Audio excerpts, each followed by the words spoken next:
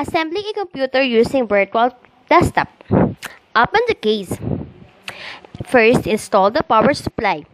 Insert the power supply into the case and align the holes in the power supply with the holes in the case. Secure the power supply to the case using the proper screws. Attach components to the motherboard and install the motherboard. Then install a CPU and a heatsink and fan. Align the CPU so that the connection 1 indicator is lined up with pin 1 on the CPU socket. Place the CPU gently into the socket. Close the CPU load plate and secure it by closing the load lever and moving it under the load lever retention tab. Apply a small amount of thermal compound to the CPU and spread it evenly. Follow up the application instruction provided by the manufacturer. Line up the heatsink and fan assembly retainers to the holes on the motherboard. Place the heatsink and fan assembly onto the CPU socket, being careful not to pinch the CPU fan wires. Tighten the heatsink and fan assembly retainers to secure the assembly in place. Connect the heatsink and fan assembly power cable to the header on the motherboard. Then install the RAM. Align the notches on the RAM module to the keys in the slot and press down until the side tabs click into place. Make sure that the side tabs have locked the RAM and module and visually check for exposed contacts. Repeat these steps for additional RAM modules. Then, install the motherboard. Install stand-ups in the computer case. Align the I/O connectors on the back of the motherboard with openings in the back of the case. Then, align the screw holes of the motherboard with the stand-ups and insert all of the motherboard screw and tighten all of the motherboard screws. Next is install internal drives. Drives that are installed in internal base are called internal drives. A hard disk drive is an example of internal drive.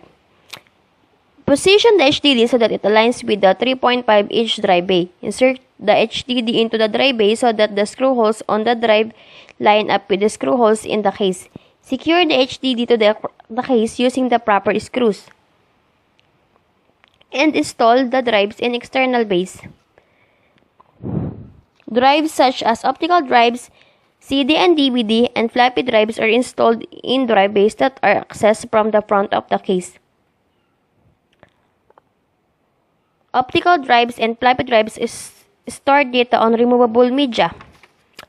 Install the optical drive. Position the optical drive so that it aligns with the 5.25-inch drive bay.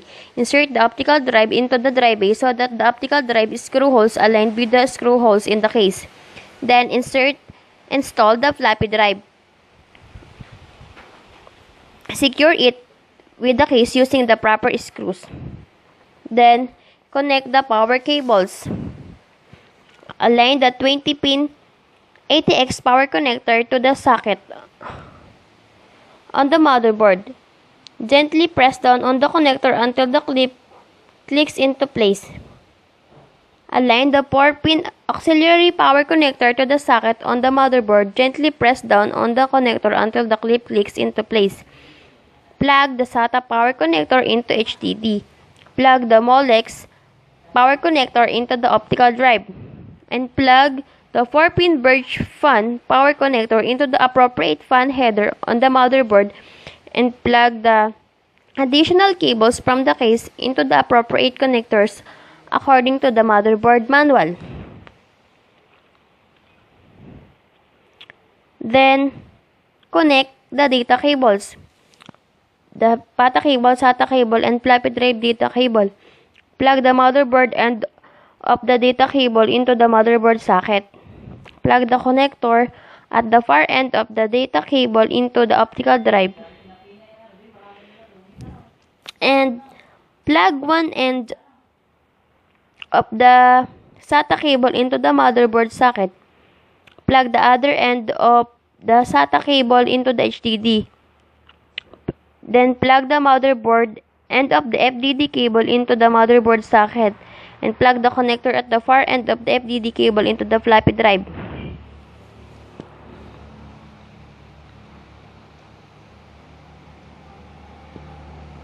And after that, reattach the side panels and connect external cables to the computer. Connecting the external cables. Attach the monitor cable to the video port. Secure the cable by tightening the screws on the connector. Plug the keyboard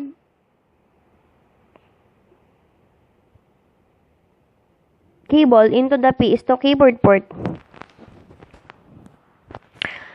Plug the mouse cable into the PS2 mouse port. And plug the USB cable into a USB port. And plug the network cable into the network port and connect the wireless antenna to the antenna connector. And plug the power cable into the power supply.